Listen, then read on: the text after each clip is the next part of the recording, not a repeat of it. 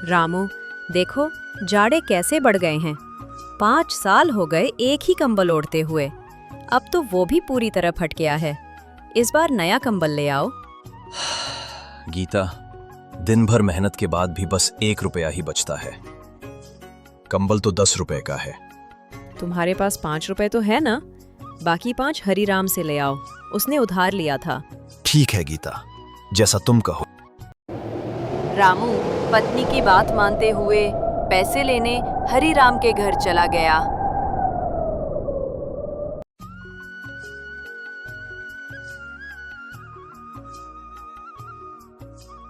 अरे रामू, कैसे आना हुआ भाई?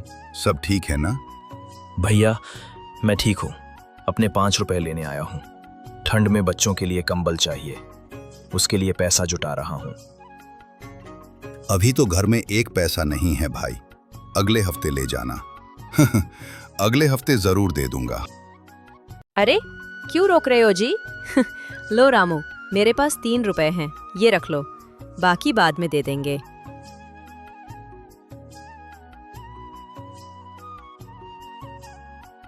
भाभी, आपका बहुत उपकार हुआ।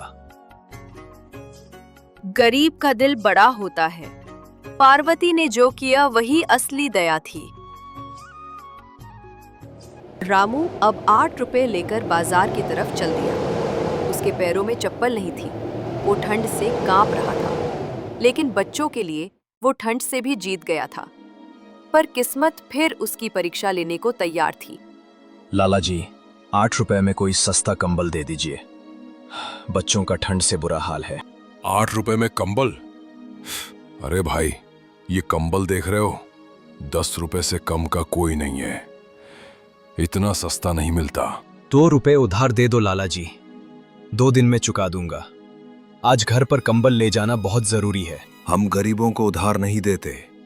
चलो चलो, मेरा समय खराब मत करो। रामू मायूस होकर लौट पड़ा, लेकिन उसकी असली परीक्षा भी बाकी थी। ठंडी हवा चल रही थी। रास्ते में एक बूढ़ा आदमी ठंड से कांपता दिखा।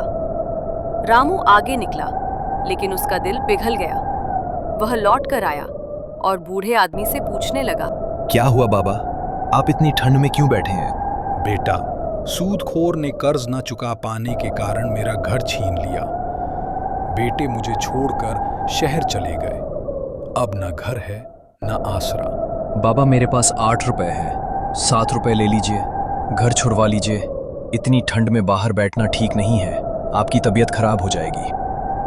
इतना कहकर रामू 7 रुपए बाबा को देता है। बेटा, तू सच्चा इंसान है। तेरे लिए मेरी दुआ अमूल्य होगी। तुझे तेरी इस दरिया दिली का फल अवश्य मिलेगा। भगवान तुझे हमेशा खुश रखे। धन्यवाद बाबा, आप जल्दी से अपने घर जाइए, ठंड पड़ रही है। इसके बाद रामू तेज कदमों से अपने घर की तरफ चल देता है।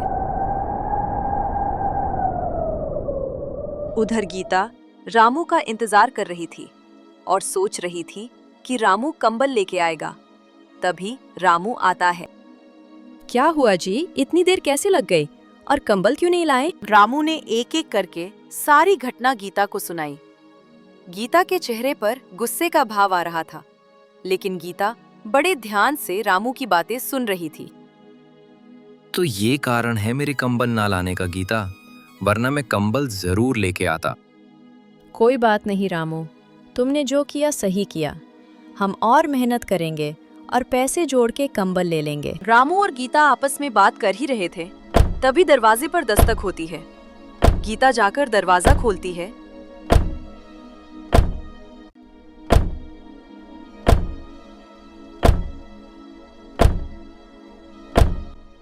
तो वहाँ एक बुढ़िया थी जो कि बहुत गरीब लग रही थी। उसकी स्थिति अत्यंत दयनीय लग रही थी। बेटी, कुछ खाने को दे दो, 2 दिन से कुछ नहीं खाया, बहुत भूख लगी है, तुम्हारा भला होगा बेटी। अम्मा, पहले आप अंदर आ जाइए, बाहर बहुत ठंड है। गीता अम्मा को घर के अंदर बुलाकर बैठा देती है और रामू से कहती है, सुनते हैं जी, अम्मा को बहुत भूख लगी है और रोटी एक ही बची है जो मैंने आपने खाने के लिए रखी थी। आपने भी तो सुबह से कुछ नहीं खाया। अरे भाग्यवान, कोई बात नहीं, तुम अम्मा को खाना खिलाओ, उन्हें ज्यादा जरूरत है। मैं ठंड से बचने के लिए आग जलाता हूँ। बूढ़ी अम्मा ने खाना खाया। उसके बाद तीनों ने बैठकर आग के पास अपने हाथ सेके ताकि ठंड से राहत मिल सके।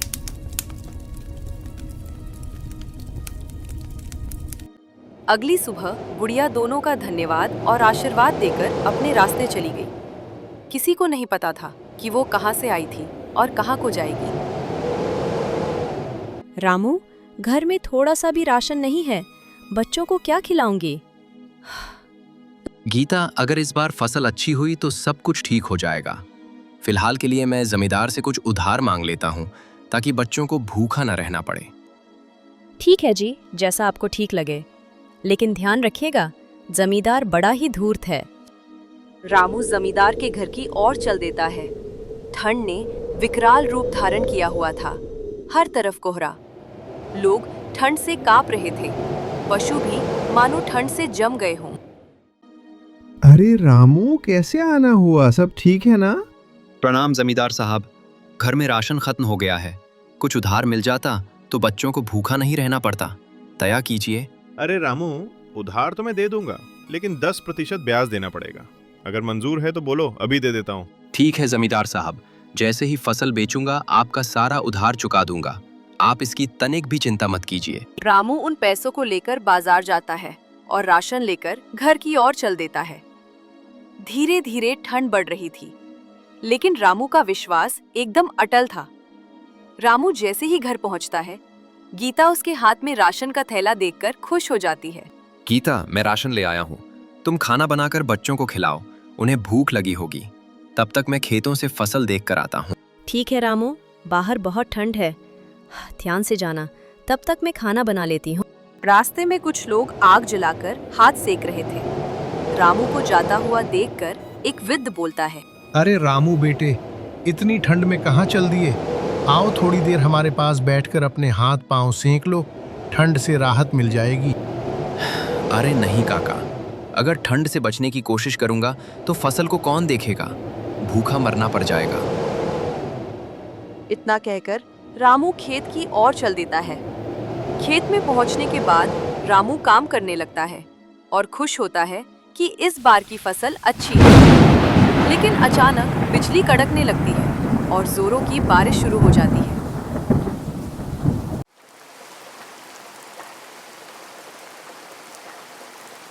रामू भागकर एक पेड़ के नीचे छुप जाता है। बारिश इतनी तेज थी कि कुछ ही समय में रामू की सारी फसल खराब हो जाती है। इधर दूसरी तरफ रामू का घर बारिश की वजह से टपकने लगता है। गीता बच्चों के साथ बैठी रामू का इंतजार कर रही थी। रामू दुखी मन से घर पहुंचता है। बारिश अब भी हो रही थी। घर पहुंचकर रामू गीता को सारी घटना सुनाता है। तभी बाहर से एक जोरदार आवाज आती है, रामू, अरे ओ रामू, बाहर निकल। अरे भाई जल्दी बाहर आ। रामू घर के बाहर आता है तो देखता है जमींदार बारिश में छाता लेकर खड़ा है। प्रणाम जमींदार साहब, क्या हुआ? इतनी बारिश में कैसे आना हुआ? देखो रामू, मैं घुमा फिराकर कुछ नहीं कहूँगा। तुम्हारी फसल बारिश की वजह से खराब हो चुकी है। अब तुम मेरा उधार तो चुका नहीं पाओगे, इसलिए ये घर तुम अभी खाली कर दो। इसी में तुम्हारी भलाई है। रामू जमींदार से बहुत विनती करता है, लेकिन जमींदार अपनी बात पर अड़ गया था। अंत में रामू को बारिश में ही घर छोड़कर अपने परिवार के साथ जाना पड़ता है। तभी वो बूढ़े बाबा दिखाई देते हैं, जिसकी रामू ने 7 रुपए देकर मदद की थी। वृद्ध व्यक्ति उन सबको अपने घर में बुला लेता है। क्या हुआ रामू बेटा? इतनी बारिश में तुम अपने परिवार के साथ कहाँ जा रहे थे? इसके बाद रामू सारी कहानी बूढ़े बाबा को सुनाता है। सब कुछ जानने के बाद बूढ़े बाबा कहते हैं, बेटा, ये घर भी तुम्हारा ही है। अगर तुमने मेरी मदद ना की होती तो आज मैं भी इस ठंड में बेघर होता। इसके बाद बूढ़े बाबा आग जला देते हैं ताकि ठंड से राहत मिल सके।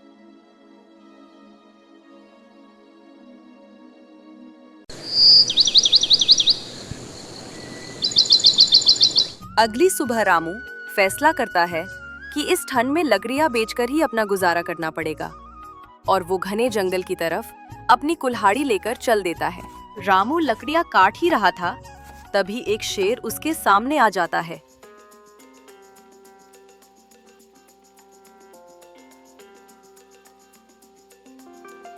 रामू डर से कांपने लगता है।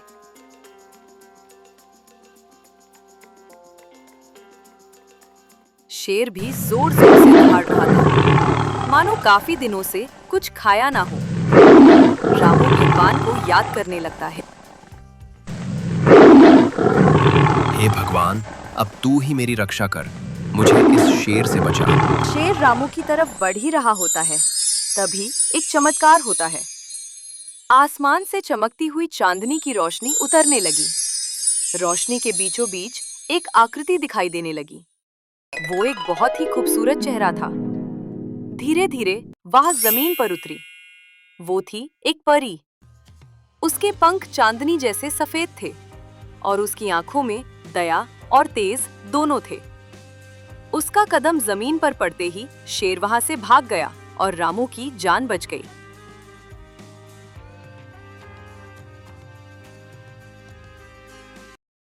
आपका बहुत बहुत धन्यवाद परी जी।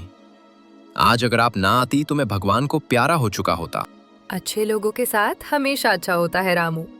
तुम्हें याद है इस कड़कती ठंड में तुमने एक बूढ़ी अम्मा को खाना खिलाया और आश्रय दिया था? हाँ याद है, उन्होंने 2 दिन से कुछ नहीं खाया था। उन्हीं अम्मा की बात कर रही हैं ना आप? वो बूढ़ी अम्मा कोई और नहीं, मैं ही थी। हम परियां समय समय पर लोगों की परीक्षा लेकर उनकी मदद करती रहती हैं और इस गांव में तुमसे ज्यादा ईमानदार नेक दिल मुझे कोई और नहीं मिला। इसलिए तुम्हारे साथ कैसे कुछ गलत हो सकता था रामू? क्या ये सच बात है? आपका बहुत बहुत धन्यवाद परी जी। तभी एक और चमत्कार होता है और रामू के पास एक चमचमाती कुल्हाड़ी आ जाती है। रामू, इस कुल्हाड़ी का उपयोग लकड़ी काटने के लिए करना। इससे तुम किसी भी तरह की मजबूत लकड़ी को आसानी से काट पाओगे। ये एक जादुई कुल्हाड़ी है। ये तुम्हारी नेकी और ईमानदारी का उपहार है। रामू परी का धन्यवाद करता है। इसके बाद परी एक चांदी की रोशनी में विलीन हो जाती है।